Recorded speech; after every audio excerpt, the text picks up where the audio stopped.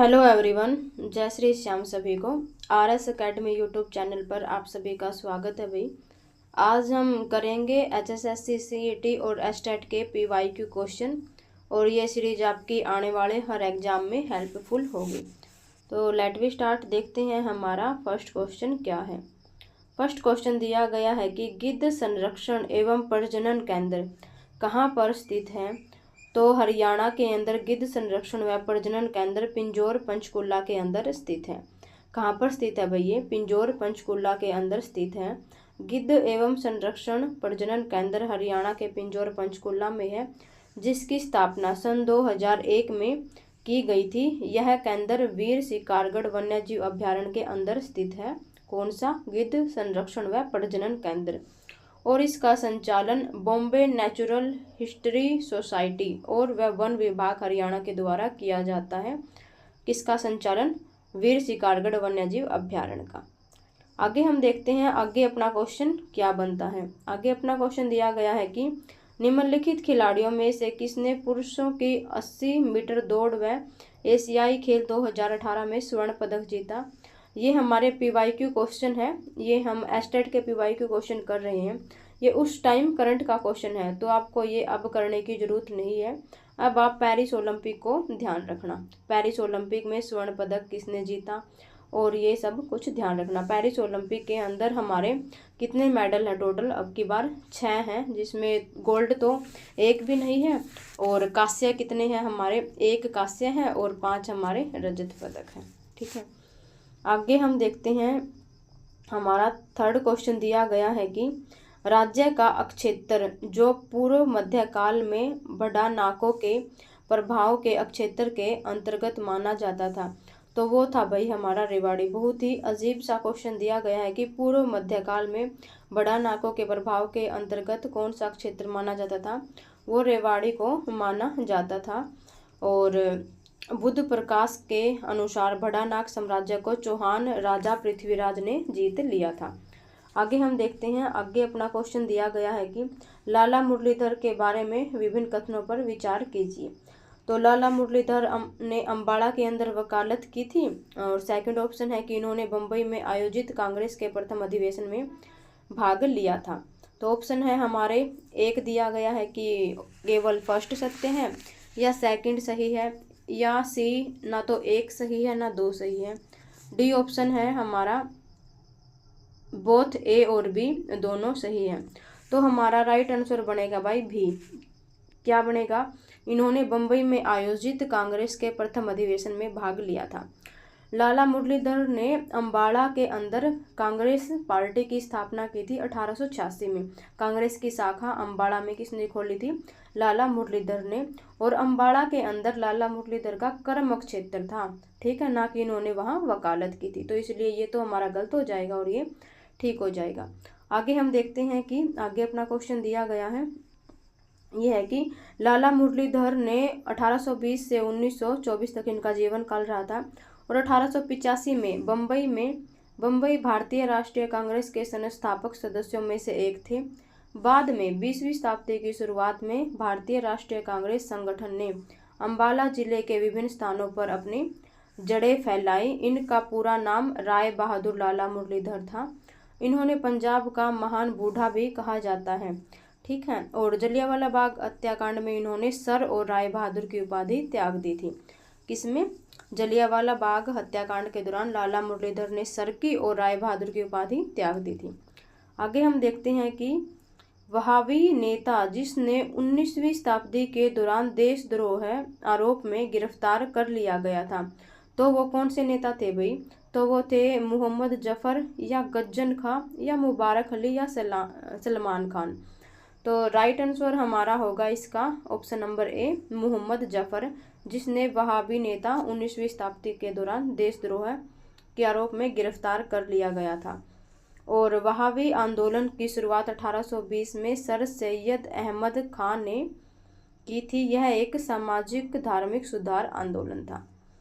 आगे अपना क्वेश्चन दिया गया है कि निम्नलिखित को सम्मिलित कीजिए। ये है कि IIIT, इसकी फुल फॉर्म है इंडियन इंस्टीट्यूट ऑफ इंफॉर्मेशन। क्या फुल फॉर्म है इसकी? फर्स्ट वाले की Indian institute of information technology, ये अपनी सोनीपत के संबंध रखती है। कहाँ है ये? सोनीपत में। आगे है IIM, इसकी फुल फॉर्म है भाई इंडियन इंस्टीट्यूट ऑफ मैनेजमेंट। क्या है? इंडियन इंस्टीट्यूट ऑफ मैनेजमेंट, ये रोहतक के अंदर है। आगे है NID, तो इसकी फुल फॉर्म है national institute of design Haryana. ध्यान रखना, national institute of design Haryana, ये कुरुक्षेत्र के अंदर है। कहाँ है ये? कुरुक्षेत्र में। और डी है हमारा NIFT, इसकी फुल फॉर्म बनेगी भाई national institute of fashion design. क्या है? National institute of fashion design, ये कहाँ है? पंचकुला के अंदर है। तो हमारा ए का हो गया सेकंड, बी का फर्स्ट, सी का फोर्थ और डी का हमारा थर्ड। ठीक है, तो कौन सा ऑप्शन है ये हमारा? ये बनेगा ए का था बी, तो ए का बी फर्स्ट में है और ए, तो हमारा राइट आंसर हो जाएगा ऑप्शन नंबर बी, हमारा राइट आंसर हो जाएगा। इसमें देखेंगे तो ये नीचे भी दिया हुआ है कि IIIT सोनीपत के अंदर है और IIM रोहतक में है, IIT कुरुक्षेत्र में और NIFT ये हमारी पंचकुला के अंदर है। आगे हम देखते हैं कि झज्जर जिले में कितने वन्यजीव अभ्यारण्य हैं। तो झज्जर जिले के अंदर भाई 2 वन्यजीव अभ्यारण्य है। एक तो है भिंडावास पक्षी अभ्यारण्य जो कि 2002 में बना था, और एक है भिंडावास वन्यजीव अभ्यारण्य। ठीक है, तो कितने हैं भाई? ये 2 हैं झज्जर के अंदर। ठीक है, आगे हम देखते हैं कि दिया गया है कि जो भिंडावास वन्यजीव अभ्यारण्य है ये तो 411.55 हेक्टेयर क्षेत्र में फैला हुआ है, और जो पक्षी अभ्यारण्य है इसकी स्थापना 2009 में की गई है भाई, ना कि 2002 में। ध्यान रखना, 2009 के अंदर की गई है। आगे हम देखते हैं कि निम्नलिखित में से किस जिले में सबसे कम शहरी जनसंख्या है।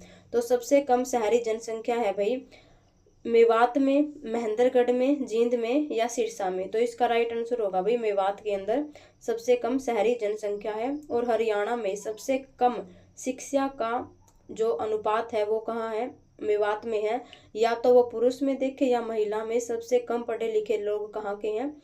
मेवात के हैं भाई। आगे हम देखते हैं, आगे अपना क्वेश्चन दिया गया है कि KMP एक्सप्रेस वे मार्ग के बारे में निम्नलिखित कथनों पर विचार कीजिए। ऑप्शन ए है यह वेस्टर्न पेरिफेरल एक्सप्रेस वे के रूप में जाना जाता है। यहाँ सेकंड ऑप्शन है KMP कुंडली मानेसर पलवल के एक्सप्रेस वे मार्ग पर 5 नए शहरों का विकास किया गया है। तो इसका राइट आंसर ए ठीक है या बी ठीक है, या सी ना तो 1 ना 2 ठीक है, और या डी है बोथ ए बी। तो इसका राइट आंसर होगा भाई बोथ ए बी। KMP को वेस्टर्न पेरिफेरल्स एक्सप्रेसवे के नाम से भी जानते हैं हम, और इस पर 5 शहर भी स्थित हैं। ठीक है, तो कुंडली मानेसर पलवल को वेस्टर्न पेरिफेरल एक्सप्रेसवे के नाम से जाना जाता है, और इस पे 5 नए शहर हैं, दिल्ली, सोनीपत, रोहतक, गुरुग्राम और फरीदाबाद का विकास किया गया है। इसकी हरियाणा में लंबाई 135.6 किलोमीटर है। इस प्रकार कथन 1 व कथन 2 दोनों सत्य हैं। आगे है हरियाणा में कितनी तहसील है। तो भाई हरियाणा के अंदर टोटल तहसीलों की संख्या 93 है। कितनी है भाई? 93 तहसील है हरियाणा के अंदर। ये देखिए अभी वर्तमान में हरियाणा में कुल 93 तहसील हैं, जिसे तालुका या मंडल के नाम से जाना जाता है। एक प्रशासनिक विभाग है। हरियाणा में 6 प्रशासनिक विभाग, 22 जिले हैं, 72 उपमंडल हैं। ठीक है, ये ध्यान रखना आप। हाँ, ये ग्राम पंचायत जरूर ध्यान रखना, 6234 ग्राम पंचायत हरियाणा में। कितनी? 6234। आगे हम देखते हैं कि आगे है सोहाना नगर क्यों प्रसिद्ध है। ऐतिहासिक झील के लिए, ऐतिहासिक महल के लिए, गर्म जल के स्रोत के लिए। तो सोहाना गर्म जल के स्रोत के लिए प्रसिद्ध है। ठीक है, इसका राइट ऑप्शन सी हो जाएगा। हरियाणा में सोहाना नगर गर्म जल स्रोत के लिए प्रसिद्ध है। यहाँ के गर्म झरने सल्फर युक्त होते हैं। इस शहर में प्रसिद्ध शिव मंदिर है, जिसका निर्माण बाबा लखी साम बंजारा के द्वारा करवाया गया था। आगे है कि हरियाणा में कितने प्रशासनिक मंडल हैं। तो हरियाणा के अंदर टोटल कितने? 6 प्रशासनिक मंडल हैं। कितने हैं भाई?